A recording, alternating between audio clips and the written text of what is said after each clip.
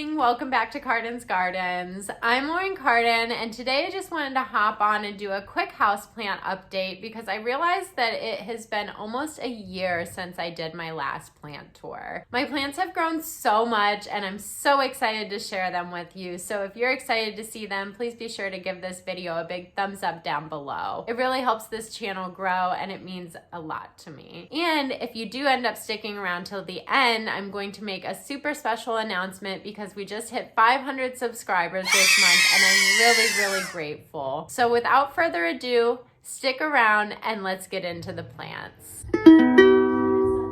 So I'm going to start out here in my bedroom, which I never do, but look at my peperomia collection. I've really never showed it on this channel, but I think one time. But look at how big these guys have gotten. There are 4 different peperomias in this little basket. I don't know the names of all of them, but this one is so pretty with the pink edges. It's absolutely one of my favorites, and it's putting off new leaves like crazy right now. A variegated peperomia. I have another variegated peperomia here, which I don't know the difference really between the two, but this one's got more white around the edges and green in the middle, and then this one's just kind of more speckled. And then I have just your plain old peperomia obtusifolia, and this guy was my first peperomia, and it's literally just like taken off and kind of taken over this whole corner of my room. But I love the aesthetic of this little peperomia basket here in the corner. And then just right up here behind my peperomias, I have this little vision board that I made a few years ago just to inspire me, and I really actually believe in vision boarding. So if you guys want a video about things like making a vision board or a self-love altar, please let me know. I would love to share that with you guys, but I'm not sure if anyone's really interested in hearing about it. So if you are, leave a comment. And so my bathroom is right off of my bedroom, and I haven't actually ever showed this on YouTube, but I am so pleased with how it came out. I've had this ledge up on my shower, and it's been just like begging for me to put plants on it for years. So starting at the top, I have my golden pothos, which never has looked this good in its life, people. It is just so lush, and it is trailing down and putting off new leaves what seems like literally almost every day. Like all of this is new growth. How beautiful.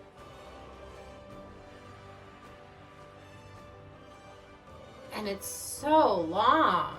I mean, I should honestly trim it, but I just can't bring myself to cut it. It's just so long. I might just like trail it across the top of the mirror. I don't know. We'll see. What do you guys think I should do with it? Let it grow or cut it? And then up here's an arrowhead that like kind of hates me because I don't water it enough, but it's doing okay up here. I think I might just like convert this whole space to pothos because this one is doing so well. But this one's doing okay. I might end up moving it. And this ZZ plant is dying on me. So I have no idea how you actually kill a ZZ plant, but I'm doing it, folks. So I'm not really sure if it's getting too much humidity or what, but like this one over here, I have a ZZ and a pothos on this shelf as well. And this one's thriving. It's putting off new growth. So I don't know if you have any ideas on why this ZZ plant might be dying and this ZZ plant might be doing well, leave it down below because I'm very curious. And then, of course, you can see I have another golden pothos here, which is just also thriving. It's got this really long, luscious vine coming down. I might actually trim this vine to like this length because it doesn't need to be up on my toilet paper, but it's also putting out new leaves all the time. And then here I have my Chinese evergreen. It never really did well in my living room. I think it just gets too much light out there. But now that I've put it in my bathroom and it's got some more humidity, it's putting off a ton of new growth. Like all of this healthy growth versus like this shriveled up, crusty leaves down here on the bottom. It looks so much healthier now. And then this plant is a fake plant. And moving on into my living room and kitchen, here's my kitchen. Just a quick overview. And then here is my home office and my living room. So you can just kind of get an idea of the space. And I'll start out here in the living room. On my little TV tray, I have my Monstera Deliciosa, which I'm so proud of. This was a housewarming gift from my mom, which I just recently cut it back. It used to be so huge, and I just cut it back to these 4 original darker green leaves, and I was out of town and it just put out this new leaf, which is already bigger than my hand. It's got a hole in it. It's just so beautiful, and I'm so pleased with it. My Aunt Kathleen got me these watering bulbs for Christmas, and so when I went out of town, I was actually gone for like 2 weeks, and I filled this up, and that's when it put out this new leaf. So definitely recommend getting some of these if you're gonna be out of town. And then over here I have, I don't know if this is a Pearls and Jade pothos or an Enjoy, but it's really pretty. It's just like these speckled white and green leaves. I'm definitely a big sucker for variegation, so love this plant. And you might remember this plant from one of my previous tours. It used to be in my kitchen, but now it's down here in my living room. And it's just a Sansevieria, also known as a snake plant. I got this at a big box retailer, I think Home Depot, a few years ago. And it doesn't grow much, but it has gotten a little taller over the years. And I think now that it's in a sunnier location, it's really gonna just keep on growing. And then up here next to my snake plant is my ponytail palm, which is, I think, my oldest house plant that I have. But I really wanted to check in with you guys because I noticed recently that its ends were starting to turn brown, and I trimmed some of them back, actually a lot of them that were brown, and then the ends are browning again. So is this because the container is too small? I might have fertilized it. I don't think that I fertilized it though. I don't know. I haven't ever repotted it. So maybe it's that it's just getting root bound. But what would be causing this? If you guys have any tips, please let me know because I love this plant so much and I don't want to lose it.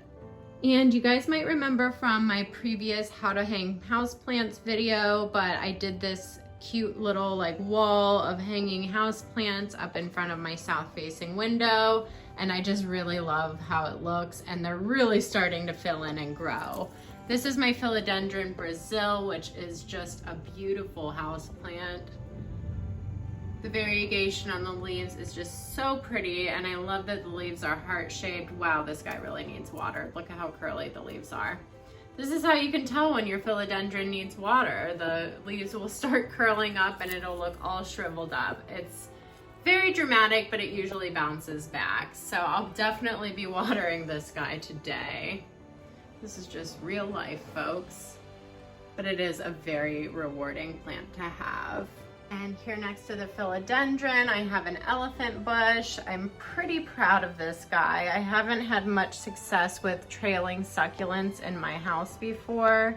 So I've got it in a less sunny spot than it was, which was in my west facing window. But you can still see it's not as full at the top, but, oops, come on. Camera focus. There we go. It's not as full as it was when I got it, but I'm still pretty proud about the length of this plant. It looks pretty nice, and I'm so sorry about the backlighting here, you guys. The next plant in the window is my Hoya Crimson Princess. The Crimson Princess is the one with the variegation on the inside. The Crimson Queen is the one with the variegation on the outside. But it's a really pretty plant. It was a gift from one of my early subscribers, so thank you, Kelly. We did a plant swap, and she got one of my Whalefin Sansevierias, which you guys will see coming up. But this plant is really cool because when it puts out new growth, the new growth is like pink. I'm trying to focus so you can see. There you go. You can kind of see that pink tint to it. And it's kind of different, the Hoya. I've never owned one before, but it just like grows out its stem before the leaves. Normally I feel like a leaf will pop out, but this is how I know that it's doing well, is when it puts out more of its vine and then the leaves kind of like pop off of it or something. I haven't paid a ton of attention to this. It was over in my kitchen, but now that I've put it up here in the trailing plant wall, I'm really appreciating it a lot more. And hanging from the Hoya, I have a couple dead air plants and some terrariums. If you have any air plant tips, let me know, because every time I buy them, they're fine for a few months and then they dry up like this. And then next I have my actually newer arrowhead plant, but it's really taking off in this window, just trailing down, putting off tons of new growth all the time. You can see some new leaves coming in there. I do have to be careful in this south-facing window that it doesn't get too much sun. So I might eventually move it back actually once it gets to be like spring and summer, but for now it's doing pretty well here. And this guy too, you can tell is thirsty. The leaves are starting to curl and droop. Need to water my plants. It's got really pretty pink veins on this one.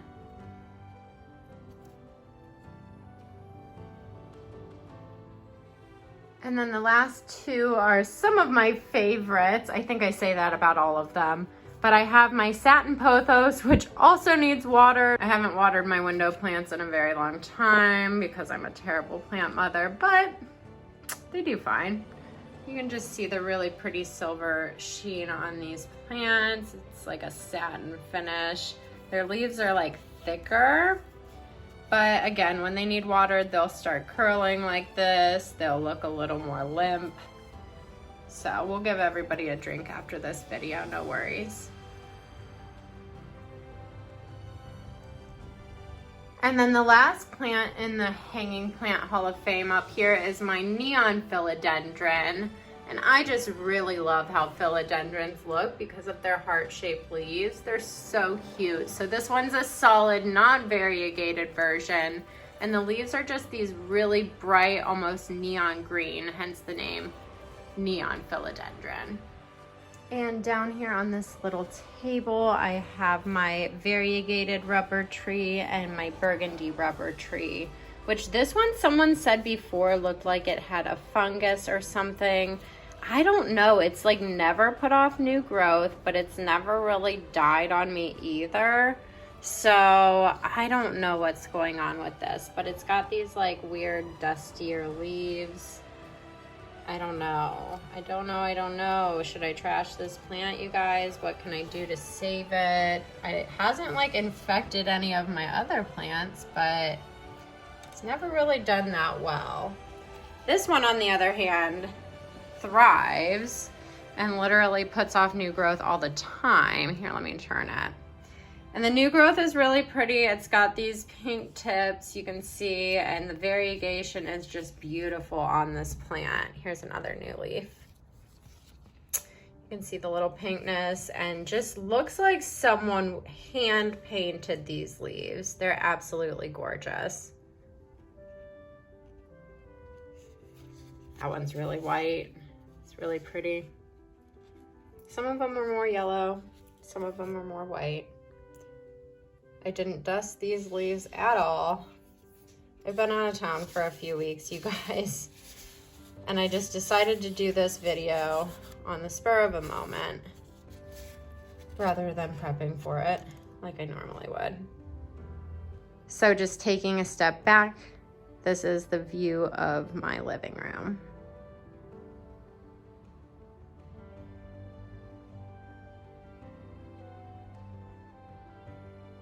And then over here is my work from home space now, but I have this little shelf by my door where I have my whale fin sansevieria. Doesn't do much. It put out that baby that I mentioned earlier that I did the plant trade with. But so far it just hasn't put off any more babies, but it's doing just fine.